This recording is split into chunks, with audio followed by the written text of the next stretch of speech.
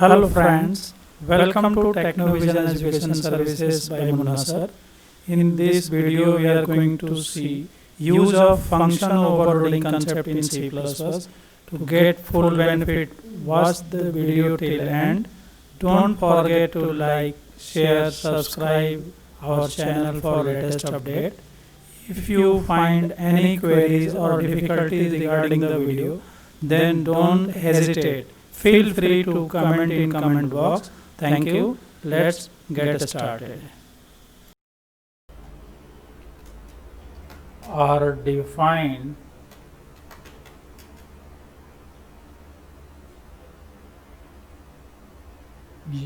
using same name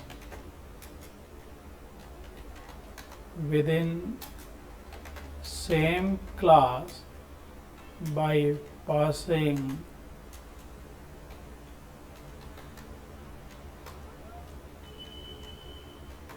different types का मतलब data type different numbers and different sequence orders of parameters, then this concept is known as function overloading. यानी कल जो topic हमने देखा था उसमें कंस्ट्रक्टर था, आज हम वही कंस्ट्रक्टर वर्ड हटा करके फंक्शन जोड़ दिए. ठीक है, इसलिए ये function overloading definition as it is है. अब सवाल है अगेन वाई फंक्शन ओवरलोडिंग, तो वही कंसेप्ट है. It is used to implement compile time or static polymorphism.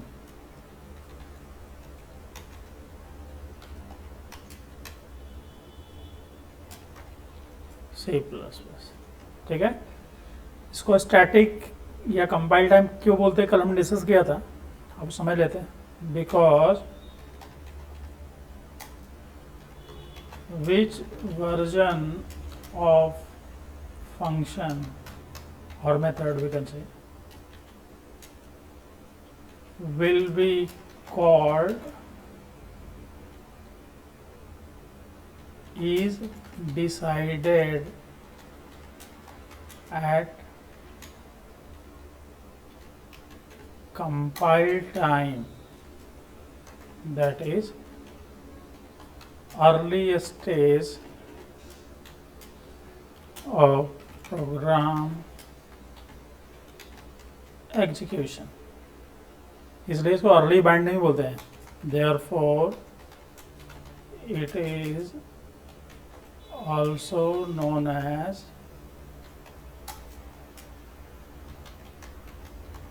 early binding. अब इसका एडवांटेज क्या, ठीक है, ये तो हो गया कंपाइल टाइम या स्टैटिक पॉलीमॉर्फिज्म इंप्लीमेंट कर रहे हैं.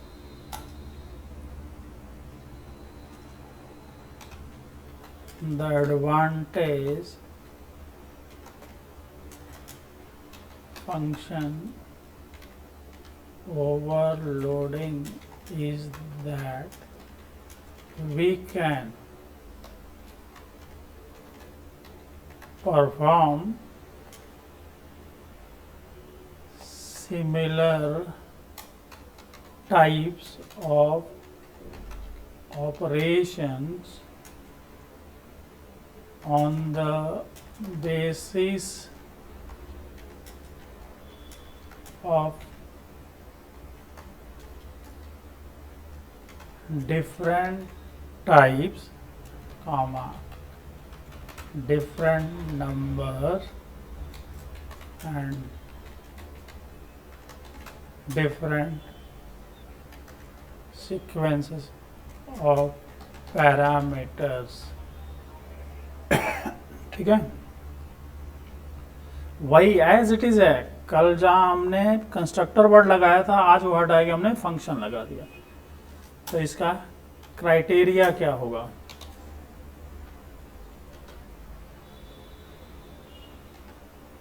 या कैरेक्टरिस्टिक बोल सकते हैं।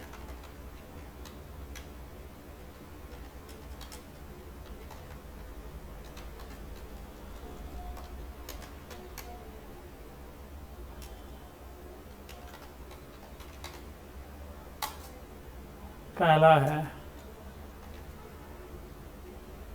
all functions must be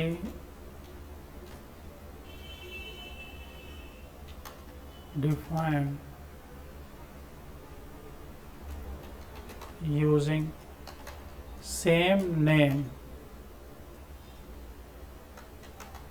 within same class।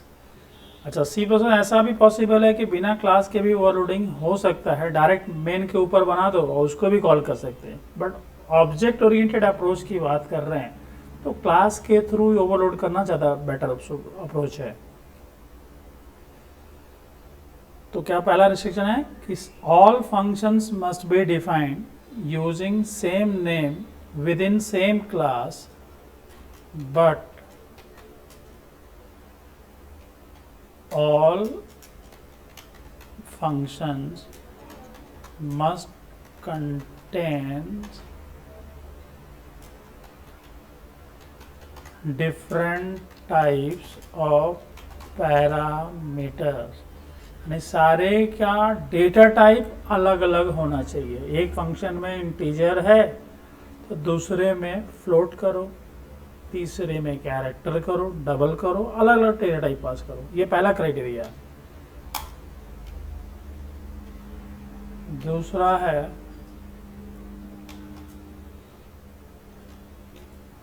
If data type of 2 और मोर, ऐसा हो सकता है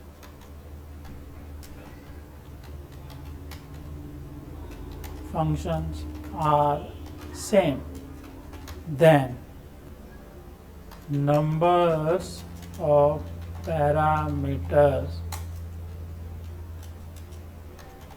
must be different।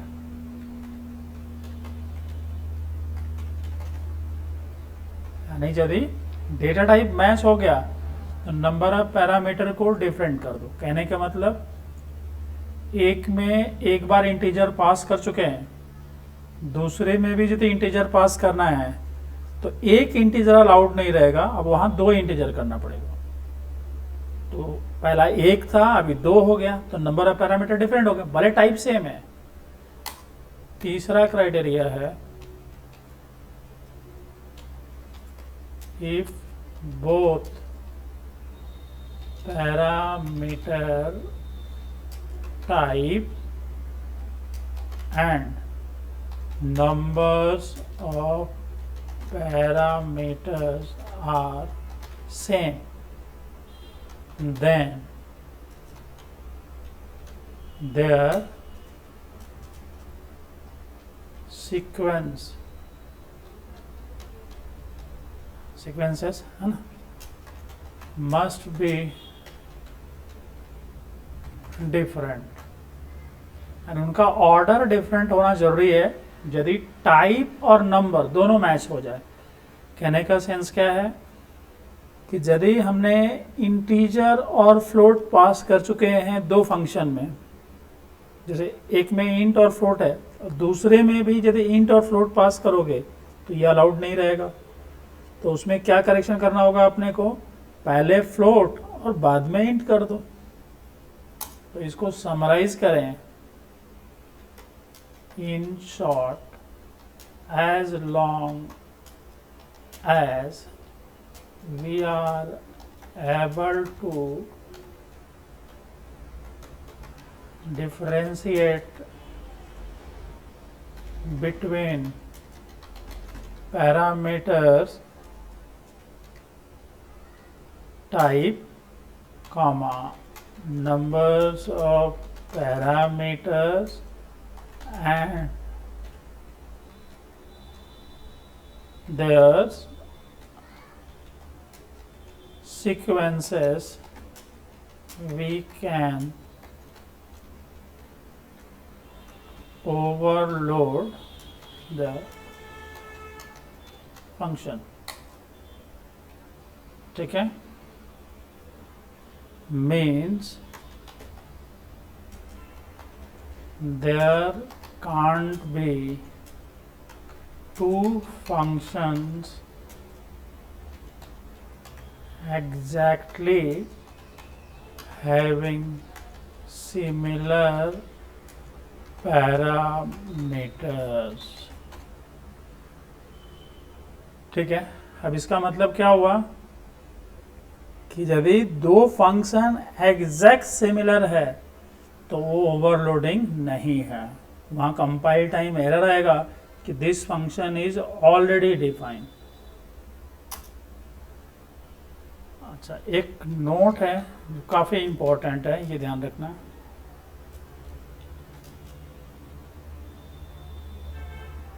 Return type, ये पूछ देते हैं इंटरव्यू में कि रिटर्न टाइप का कोई रोल है क्या. Return type does not play any important role in function overloading.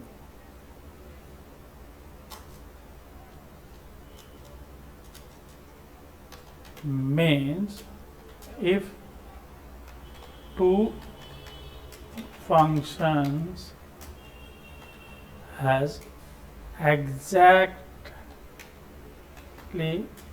same parameters but only their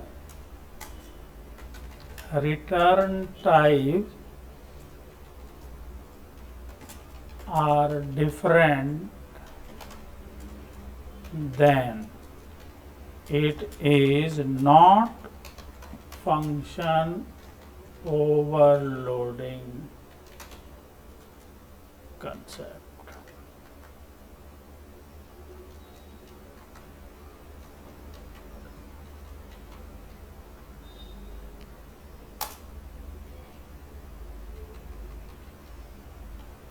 ठीक है, कहने का मतलब इसमें कंफ्यूज कैसे करते हैं इंटरव्यू में कि भाई फंक्शन में रिटर्न टाइप होता है, तो यदि हमने दो फंक्शन में पैरामीटर का टाइप, नंबर ऑफ पैरामीटर और उनका सीक्वेंस एग्जैक्ट सेम रखें, सिर्फ रिटर्न टाइप डिफरेंट कर दें. जैसे मान लो एक फंक्शन में वॉइड लगा दें, दूसरे फंक्शन में इंट लगा दें या डबल लगा दें, जो भी लगाएं, तो क्या ये फंक्शन ओवरलोडिंग कंसेप्ट है?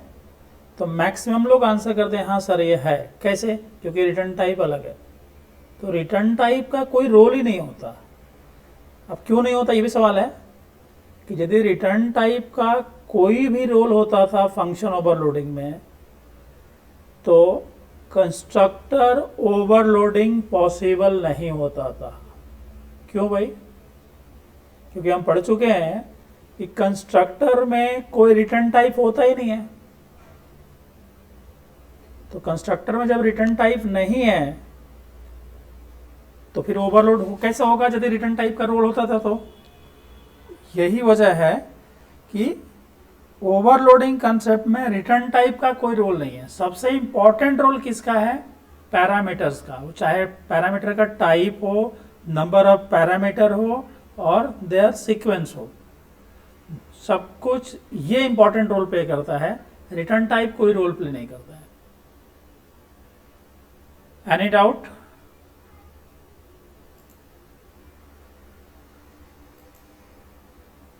No sir. ठीक है, अब सिंटैक्स देखने जा रहे हैं कि सिंटैक्स कैसा होगा.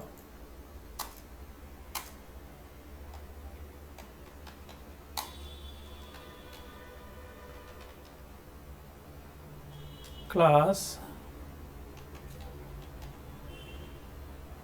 name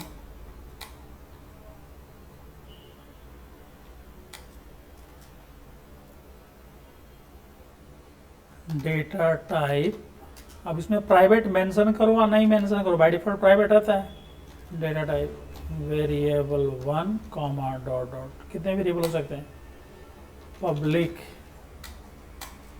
अब यदि कंस्ट्रक्टर बनाना है तो क्या होगा, क्लास नेम। तो ये हमारा कौन सा कंस्ट्रक्टर होगा, डिफॉल्ट कंस्ट्रक्टर।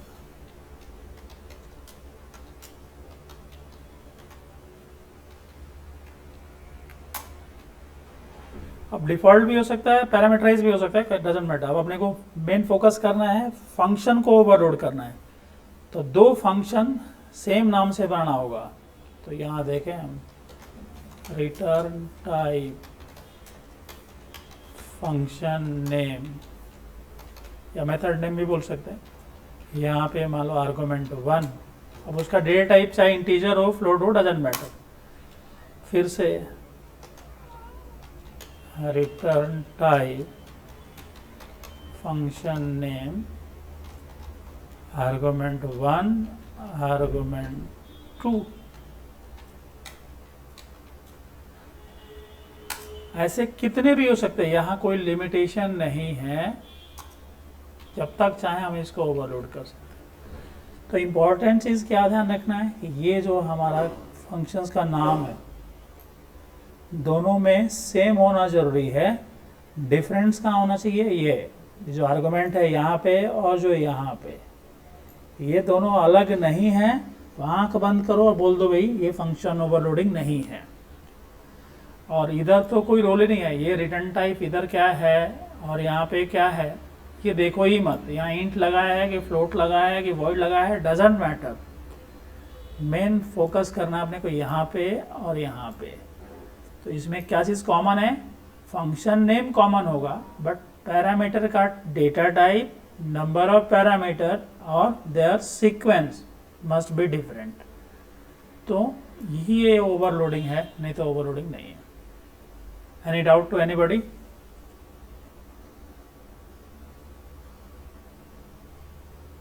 No sir. ठीक है, लेट्स सी द एग्जांपल। इसको सेव कर देते पहले, save.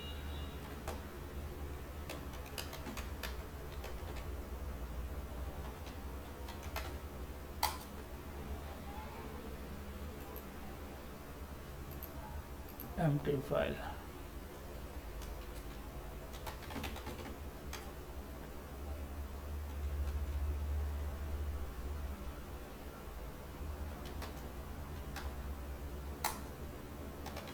Using name space std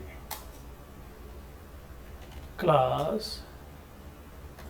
method overload।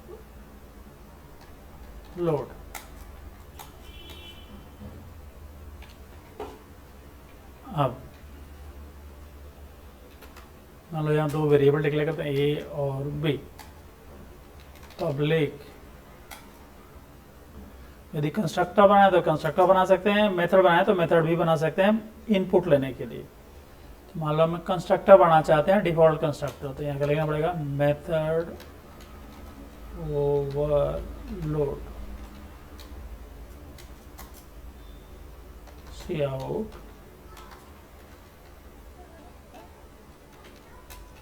to int value handle C in A and B। Red कर लिया। अब हम ऑपरेशन परफॉर्म कर, अब कोई भी फंक्शन लेके आप ओवरलोड कर सकते हो, चाहे वो सम हो, मल्टीप्लिकेशन हो, डिवीजन हो, डजंट मैटर। मतलब हम सम फंक्शन को ओवरलोड करना चाहते हैं। तो यहाँ देखो पहली बार सम हमारा no argument and no return type है, तो इसमें हम सिंपल सम कर देते हैं। Int c equal to a plus b, c out sum of plus b equal to c and del, ठीक है। अच्छा, ये पता करना है अपने को सम का कौन सा वर्जन कॉल हो रहा है, तो थोड़ा और बेटर अप्रोच में इसको कर सकते हैं। कैसे, देखो क्या चेंज कर रहा हूँ, ब्रैकेट एम्प्टी डाल दिया, इसका इंडिकेशन क्या है कि ये फंक्शन जो कॉल हुआ वो बिना आर्गुमेंट वाला सम फंक्शन है। अब एक दूसरा वर्जन बनाने जा रहे हैं, void sum, क्योंकि ओवरलोडिंग का क्राइटेरिया क्या है, मल्टीपल फंक्शंस का नाम सेम होना चाहिए। तो नाम तो दोनों जगह सेम कर दिया हमने, अब क्या डिफरेंट करना है, पैरामीटर्स। अब जैसे इंट x इंट y,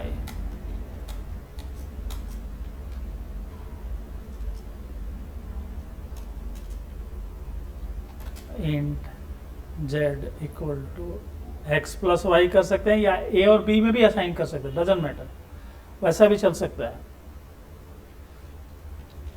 यानी a इक्वल टू एक्स और b इक्वल टू वाई, तो फिर a और b का एडिशन करेंगे हम, डायरेक्ट x प्लस वाई का एडिशन कर, ऐसा भी चलता है। सी आउट सम ऑफ, यहाँ ब्रैकेट में मेंशन करते हैं इंट कॉमा इंट, मतलब दो इंटीजर पैरामीटर वाले सम फंक्शन का एडिशन कर रहे हैं, x plus y equal to z and del। अब नेक्स्ट void sum, इंट तो हो गया, फ्लोट देखते हैं, फ्लोट मान लो x, float y,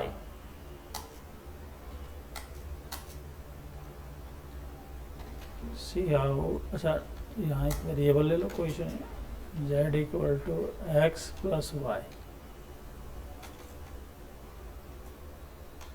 some of float float,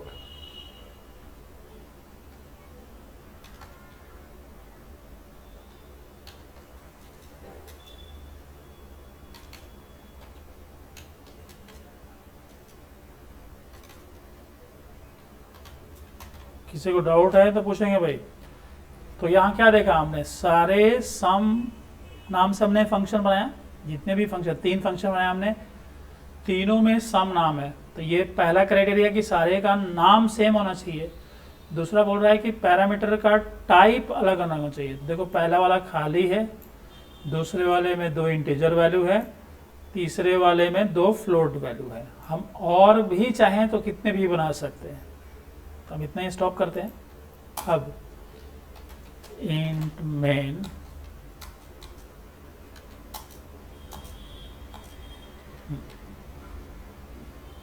method overload OBJ, object बनाएंगे तो कंस्ट्रक्टर कॉल हो जाएगा हमारा, तो उससे यूजर से इनपुट ले लेगा वो। अब यहाँ पे कॉल करना है ओबीजे डॉट सम, तो ये कौन सा वाला वर्जन कॉल होगा, फर्स्ट वाला, क्योंकि उसमें आर्गुमेंट नहीं है। ये कैसे पता चला, ब्रैकेट को देख करके। तो इसलिए इसको स्टैटिक बोला जाता है कि कंपाइल करने के बाद, यानी जैसे रन करने से पहले अर्ली स्टेज में ही पता चल जाता है कि कौन सा वाला वर्जन कॉल होगा, क्योंकि इंपॉर्टेंट है इसमें पैरामीटर। अब देखो यहाँ पे obj.sum हम हार्ड कोड करके भी कर सकते हैं और यूजर से इनपुट लेके भी कर सकते हैं। अब कौन बताएगा कौन सा वर्जन कॉल होगा अभी,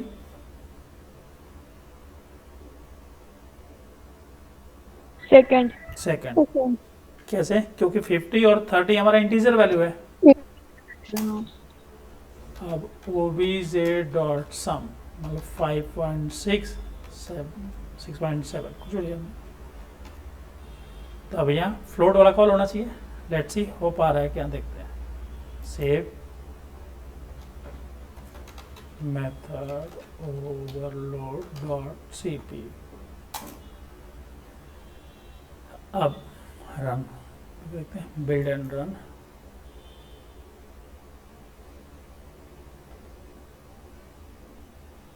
यहाँ स्पेलिंग गलत है, name space save build and run. हाँ, अब यहाँ देखो एरर क्या बोल रहा है, मैं इसलिए पहले नहीं बताया आपको। ये बाय डिफ़ॉल्ट जो है, ये हम जो हमने फ्लोटिंग वैल्यू डाल रहे हुए हैं, तो ये फ्लोट के बजाय उसको डबल ट्रीट कर रहा है, ठीक है। तो इसका सॉल्यूशन क्या है कि हम यहाँ पे एफ मेंशन कर देंगे। एफ लगा देने से उसको समझ में आ जाएगा कि ये हमारा डबल नहीं फ्लोट वैल्यू है। एक चेंज ये कर सकते हैं, या ऊपर में जहाँ फ्लोट लिखा है वहाँ डबल लगा दो तो भी चल जाएगा। दोनों में से कोई एक सॉल्यूशन हो सकता है। Build and run.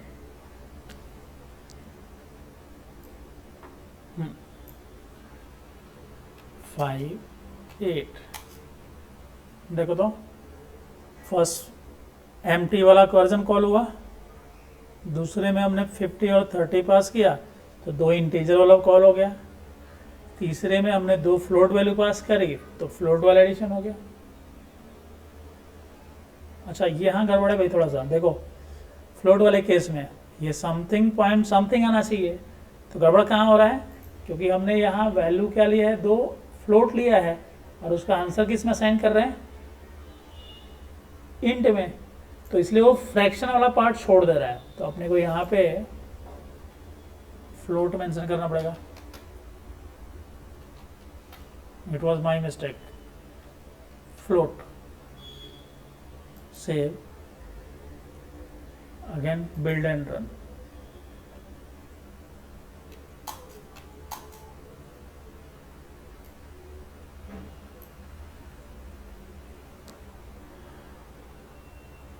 I hope समझ में आया होगा सबको। कोई डाउट, कोई प्रॉब्लम पूछ सकते हैं भाई।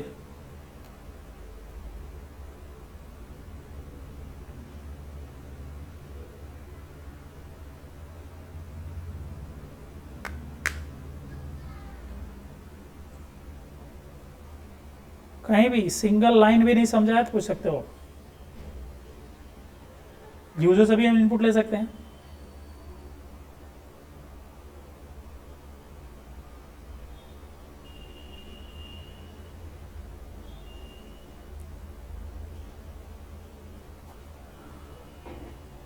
भाई मौन व्रत तो नहीं रखा ना? समझ गया सर। ओके, अब यूजर से इनपुट लेके देखना है तो वो भी चेंज करके देख लेते हैं। जैसे मान लो यहाँ पे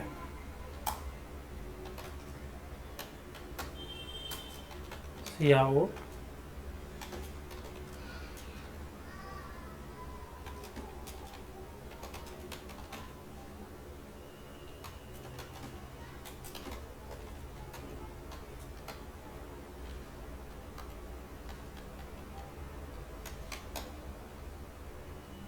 अब 2 फ्लोट वैल्यू लेते हैं, पी क्यू कुछ भी ले सकते हैं।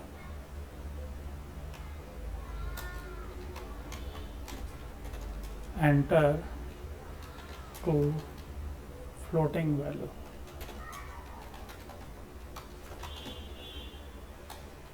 सी पी एंड क्यू। अब यहाँ पे जो मैनुअली एफ लगा रहते हैं, अब एफ लगाने की जरूरत नहीं पड़ेगी, डायरेक्ट वेरिएबल पास कर दो, P comma Q, save, run. तब तीनों बार इनपुट लेगा अलग अलग, हम जो डालेंगे उसके हिसाब से आउटपुट आएगा। इसको रजिस्टर करते हैं। हाँ,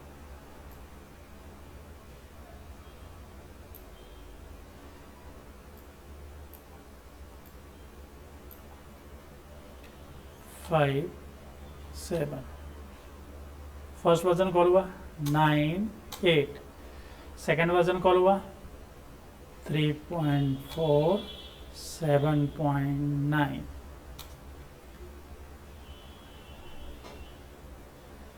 एनी डाउट?